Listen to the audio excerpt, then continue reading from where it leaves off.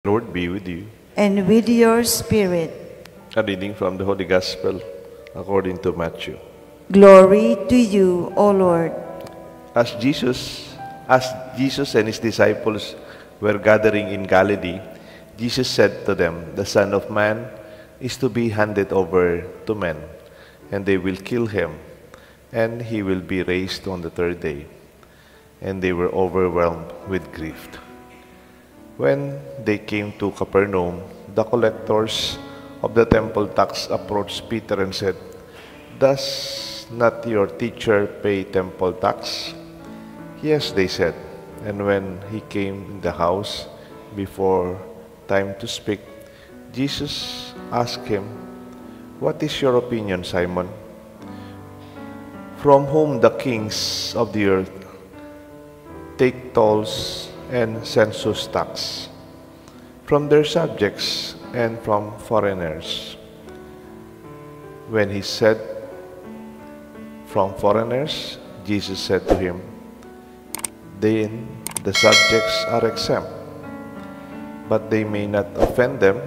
Go to the sea, drop in a hook, and take the first fish that comes out. Open its mouth, you will find a coin twice worth the temple tax.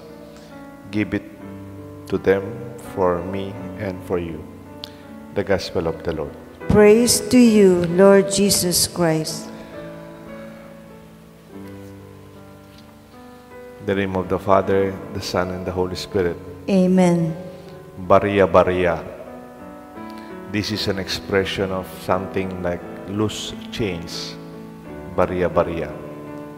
And the Gospel, Jesus asks his people to pay tax, just to get the coin from the first fish that they caught, the coin twice for the tax that they have to pay. Meron po isang libro, ang title niya, "Don't Sweat the Small Stuff." The simple ways that keep little things taking over your life. Yung mga barya-barya sa buhay natin na kuminsan kinukuha yung atensyon natin, yung oras natin, our emotions, our time.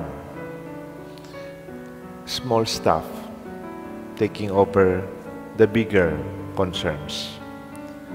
May mga kapampangan expression like sabi na pudeng matwa, "Eka pailumod king meto nga basong danong." How can that be? Eka pailumod king meto nga basong danong? Kanano ka malumod king meto basong danong? Paluming araw mo ketang baso kapag malumod ka. Pero sabihin, don't give away yourself to petty concerns. Nung malatinang bagay, mo napapatasan. Mo nadidenan oras. Sabihin mo na mo kayong sarili mo to yourself, "Excuse me, I have something more important to do."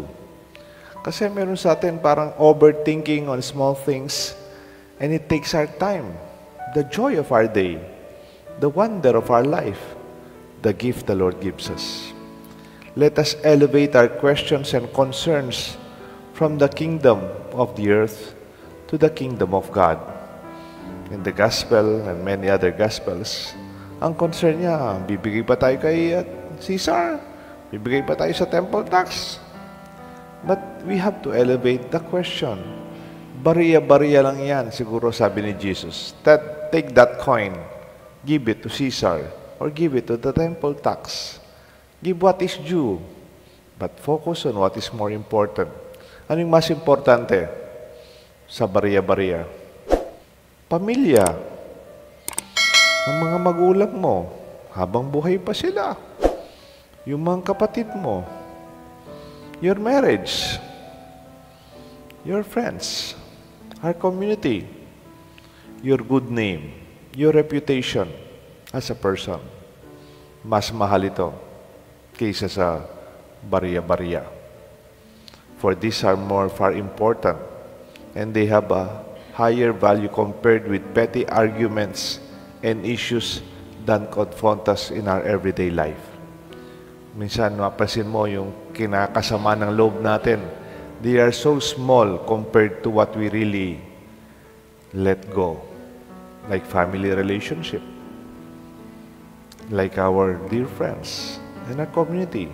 And even our faith in God. Kailangan alam natin ang mas mahalaga. Hindi yung barya-barya ng mundo. Mayroon pong isang movie, 2005 pa to yung The Kingdom of Heaven. Ang bida dito si Orlando Bloom at yung ang director si Ridley Scott. Si Ridley Scott is a good director for action films. Yung kwento ng The Kingdom of Heaven was the long fierce wars fighting for the kingdom of Jerusalem seen in a position of a upper hill. Nasa taas po yung kakaharian. Tapos maraming mga hari that they were coveting to conquer that kingdom. Kaya yung movie, sunod-sunod yung gera. Iba-iba yung mga kaharian, iba-ibang empires trying to take over that kingdom. Ganda naman kasi, nasa taas, strategic yung position. Kaya pag may gera, talagang nananalo yung nasa upper hand. No? And they always are already trained for battle. Parang everyday na lang sa kanila yung dinidefend nila yung kanilang kaharian. Kasi talagang gustong-gusto ng mga iba't ibang ari na they will own that. It's like a prized kingdom. Sunod-sunod yung gera. Meron po silang king. Ano na po siya? Parang leper king. Nakatakip yung mukha niya. Hindi na siya makapag-lead. Kaya ang kinuha niyang parang mag-lead, itong si Orlando Bloom, ay ang first fighter to defend the kingdom. Sunod-sunod yung gera. Yung pinakalas na gera, malapit nang matapos yung sine. Ang dami ng kalaban. Parang kunyari, yung sa labas, 30,000 yung sila 30,000 na lang, parang gano'n. Pero lumalaban pa sila. Kaya lang through the years na gera-gera, yung kanilang kaharian, puno na lang butas. Yung kanilang ramparts and the walls are already broken. They are already shattered. No? Gusto pa nang lumaban ni Orlando Bloom. Pero the wisdom of the king said, let us surrender. Kala ko mananalo sila on the last fight. Bumaba si Orlando Bloom, yung pinakabida. Tapos he negotiated a peace and ceasefire. Sabi niya, we will surrender the kingdom. We will surrender the castles and everything inside. But let us give us a safe passage. Yung matatanda, yung mga babaeng buntis, yung mga bata, yung may sakit, our wounded soldiers, please let them pass. Kami rin later on, we will pass and we will give you the kingdom that you want. Sa totoo, malungkot po ako Kasi natalo yata sila. Sabi ko, at the end of the movie, natalo sila. Sinurrender nila yung gandang castle nasa bundok. And then as they were passing in a poignant part of the movie, ang ganda-ganda ng movie yon. If you will see the details, yung hari, yung mga warriors sumisigaw, winner tayo, sumuko sila. Talagang saya-saya nila.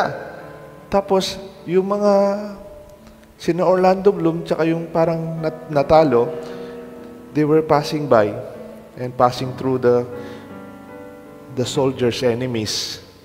Pero pag pinokus yung mukha nila, hindi man sila mukhang natalo. Makita yung mukha nila, nakasmile. Parang naisahan itong mga masaya. Baka may trap sa loob, sabi ko. Hindi, talagang they gave up. They gave up the kingdom. And then nakasmile sila. Parang siya, sa inyo na yan. And then they went through the passage and they went to the far areas of the forest. Ang ending ng movie, they started again and continued with their kingdom. Parang sinasabi ng movie, not the mortar, kasi yung mga mortars nasusunog, butas-butas, sira-sira, and the walls, but it's people and their life that makes the kingdom. Hindi yung kaharian na palasyo, hindi yung mga pader, hindi yan. Yung buhay at ang mga tao ang tunay na kaharian. We can let go. Parang sinabi noon ni na Orlando Bloom, barya-barya na lang yan. Sa inyo na yan, sige. Pero mahalaga, we will keep our family, we will keep our children, aming matatanda, yung may sakit, and our wounded soldiers, we will keep them because this is the real kingdom. Jesus have that insight to let go of anything. Huwag pa tayong magpalunod sa isang basong tubig. We hold on, not for fearful last things, but hopefully last things, the things that last. Hindi yung last things, wala na yung kingdom. Pero yung mga nananatili, yung mga karya na yan, mawawala yan, masisira yan, material na bagay yan. Pero nung mananatili, our family, our relationship, our sense of home, not even the house itself. What makes a house is not the physical thing, but our relationship with one another. That's why we realize the human infinitude and mortality versus the God that is forever, the God of the Alpha and the Omega, or the image of Caesar in the coin and the image of God in the person. Di ba yung coin, yung another gospel, yung coin, meron siyang image of Caesar. Whose image there? Pero daw sa atin, in Genesis, when God created us, in Genesis 1, verse 27, God created man and woman in His own image. Pabayaan nyo ng Maria. Siguro, kay Caesar yan. Give it to the taxes. Pero ikaw, ako, we belong to God. The image, not of Caesar, but the image of God is in us. Focus from Caesar to God. Why ask for what is taxes? Why ask what is taxes? Why not ask what is due to God? Actually, everything belongs to God. Even Caesar belongs to God. Even the kingdom of Caesar belongs to God. Quality of questions we ask is also the quality of questions we answer. Mag-ingat kayo sa mga sinasagot yung mga tanong. Kasi baka yung mga tanong mali. O kayong mga tanong hindi naman importante. That's why the quality of our question will respond to the quality of our answers. The questions we ask and the answers lead us reveals our concern and our focus. Kung parating ito yung tanong mo, baka yun yung where your attention is, there your heart is. Sabi yata, your attention will always be seeking your life. Like the gospel yesterday, lead us towards a certain direction or not at all. The gospel scribes think of the relationship with Caesar, while Jesus leads us to a relationship to God. Ito lang po yung habilin ko. Elevate your concerns. Elevate your questions. Itaas natin ang antas ng ating pag-iisip, ang ating mga tanong sa buhay. From the kingdom of Caesar to the kingdom of God. Today, where is the kingdom of Caesar? And where is the kingdom of God? Meron na pong nagpunta sa Rome sa inyo. Rome. Meron nang nagpunta sa Rome. Ako nagpunta na po sa Rome. Romblon. Pero, if you go to Rome, there's a certain vantage point in Rome that you will be surprised. Makikita mo, if you look up, you see St. Peter Basilica. Ang taas ang laki. And you look up. And then when you look down, makita mo yung the ruins of Rome. Maraming engineer dito. Sa Rome pala, pag gumagawa ka ng bahay, gumagawa ka ng castle, you don't destroy the castle, you build on it. Kaya if you dig underneath Rome, you will see a lot of artifacts and the remains of past history.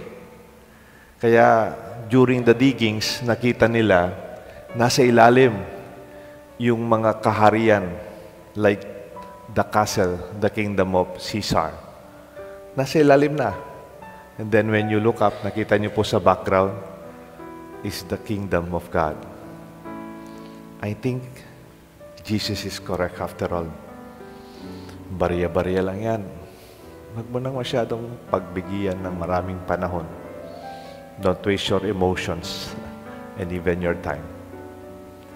We have to see the real value of the kingdom of God for us in our own lives. Because the kingdom of God is in you, in us, and in our church. May God bless us all, the Father, the Son, and the Holy Spirit.